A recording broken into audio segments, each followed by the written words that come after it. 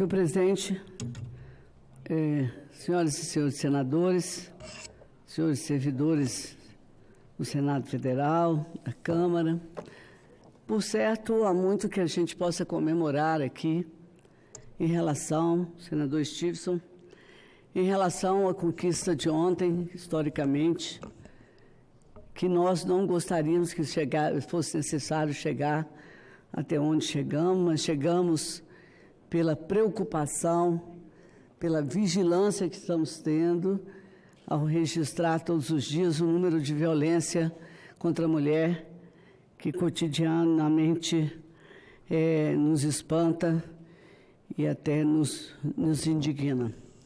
Eu quero falar sobre isso, dizer o agradecimento. O Brasil se movimentou, quero que Vossa Excelência saiba disso.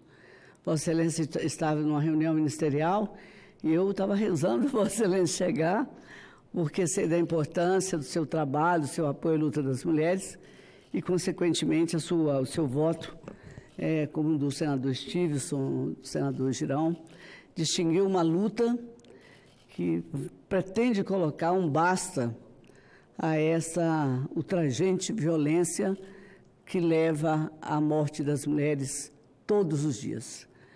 Então, tenho aqui que dizer às mulheres brasileiras que não é uma etapa vencida, é apenas um regramento, é uma legislação, é uma emenda constitucional que acaba com aquilo que nós repudiamos, que é ver o arquivamento de processos sucessivamente de pessoas que mataram outras mulheres e também processos que ficam abandonados dentro das gavetas ou então dar ao foragido o direito de ver arquivado e prescrito o seu processo. Então, o Brasil das mulheres, o Brasil dos homens comprometido com a dignidade e com a questão da luta das mulheres, sabe que nós temos que comemorar.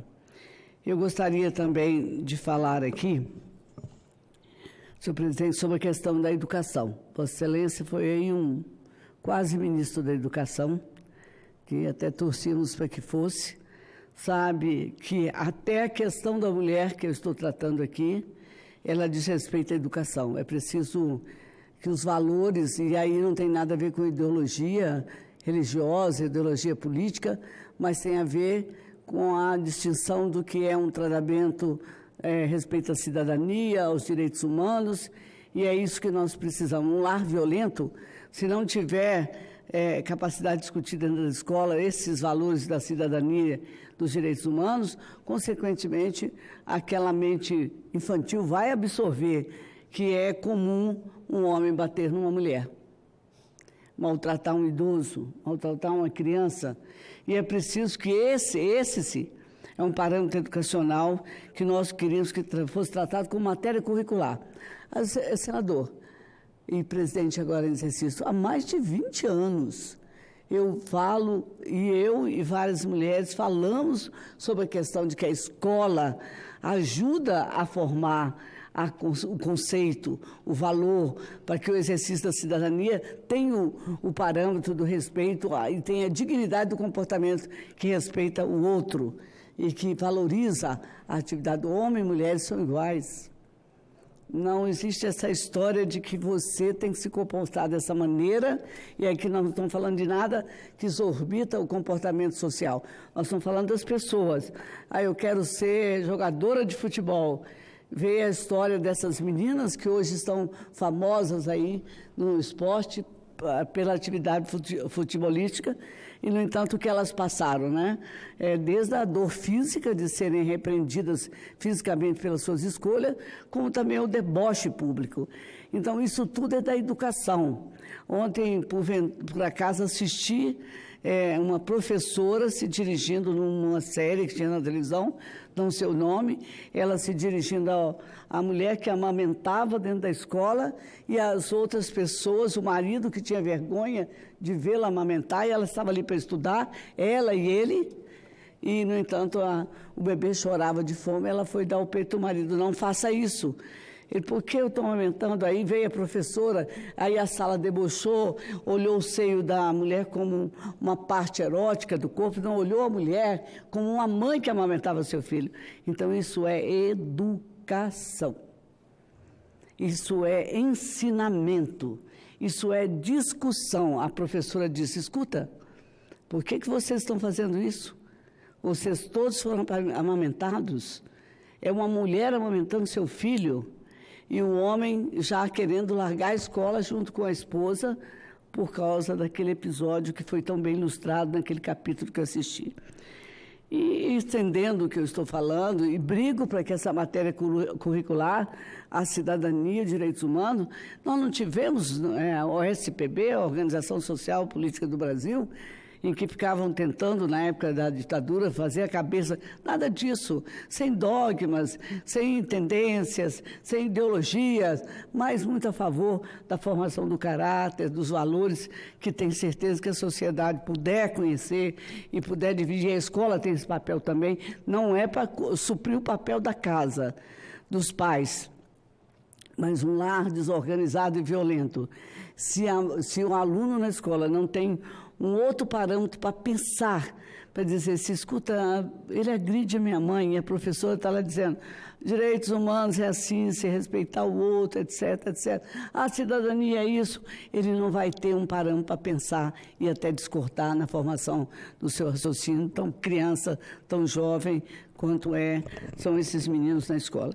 Então, eu não consegui isso até hoje. Até hoje eu não consegui. No Brasil as coisas demoram, né?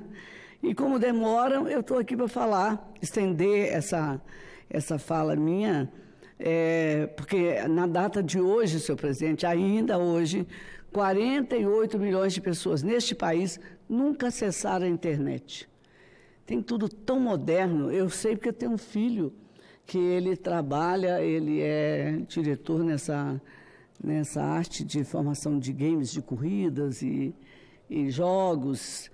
E eu sei o quanto ele está evoluído, o quanto ele, ao falar em família, porque ele mora em outro país, onde ele exerce sua atividade profissional, quando ele falar em família, que ele mostra em que ponto nós estamos, essa era digital toda, e quanto eu fico olhando que lá no Alto Rio Novo, lá em Ponto Belo, lá em Dores do Rio Preto, as pessoas ainda não tiveram acesso à população, não estou falando como todo, estou falando das escolas. Significa que um quarto dessa estatística que eu estou dando aqui, um quarto dos brasileiros e das brasileiras, precisamente 23% da população, não teve acesso em nenhum momento da vida à rede mundial de computadores e a todo o rol de informações que nós estamos debatendo, que alimenta nosso trabalho aqui na casa. E, portanto, ele não tem acesso a oportunidades que circulam pelo mundo afora. A exclusão digital, já estamos falando da modernidade, é uma dura realidade no Brasil. Quando nos restringimos a grupo específico, o cenário ainda mais cruel, porque as pessoas que têm essa formação, esse acesso, elas vivem em núcleos fechados e na área rural não existe nada disso, muito raramente se consegue um sinal da internet e a proporção das pessoas a ter acesso à internet chega a assombrosos 41%. Entre aqueles com 60 anos ou mais de idade, a exclusão corresponde a 68%. E se limitarmos a análise aos analfabetos, o número é assustador. 83% deles nunca acessaram uma rede de internet em nenhum momento da vida. Os dados são do Centro Regional de Estudos para o Desenvolvimento da Sociedade de Informação, que é ligado ao Comitê Gestor Internet do Brasil. Pois bem, nós estamos no ano 2019, século XXI, e ainda nessa data é preciso lembrar o óbvio.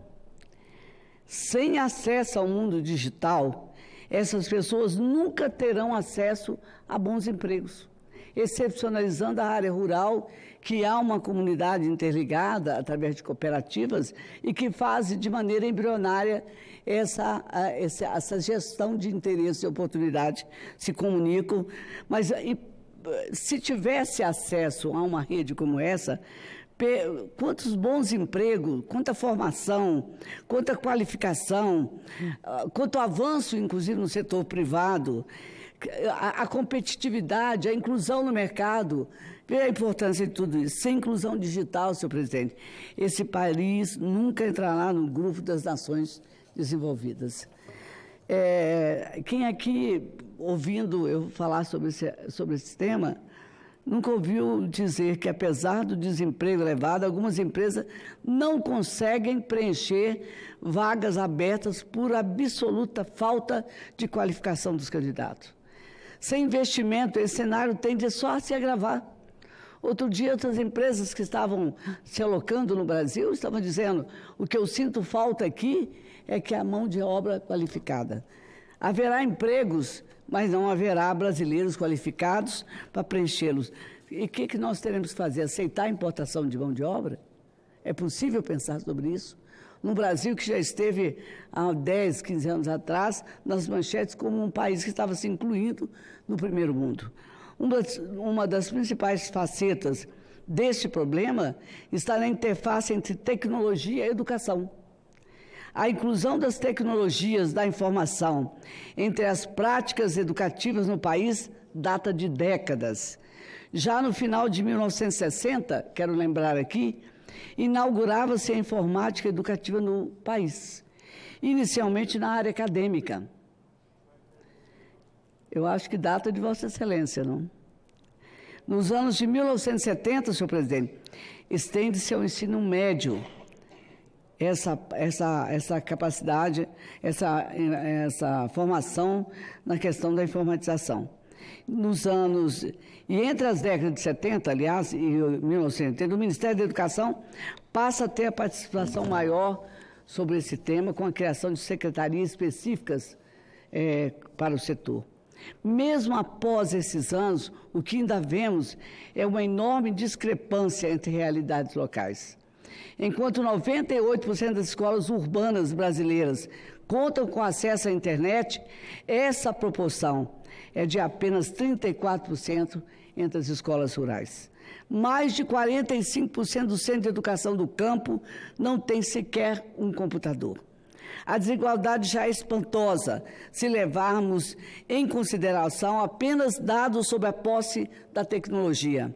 Se olharmos mais de perto para analisarmos quais profissões de educação têm realmente qualificação necessária para a educação digital, as desigualdades são ainda muito maiores. O estudo do Tribunal de Contas de União, intitulado Política Pública de Inclusão Digital, aponta apropriadamente que qualquer modelo de política de inclusão deve se concentrar em 3 pilares: educação para o uso das tecnologias de informação, garantia de infraestrutura para o acesso, produção de conteúdo adequado à necessidade dos usuários. Estamos muito atrasados, estamos em todos os aspectos. Prova disso é a colocação que nós temos em um ranking internacional de uso e acesso às tecnologias de informação e comunicação, publicado pela União Internacional de Telecomunicações. Entre os 167 países analisados, nós ocupamos a 61ª posição, muito distante de países subdesenvolvidos e até mesmo atrás de países vizinhos aqui, Argentina, Chile, Uruguai. Então, senhor presidente, compreender essa realidade, falar sobre ela, que é uma realidade de exclusão digital no Brasil. É o contrário.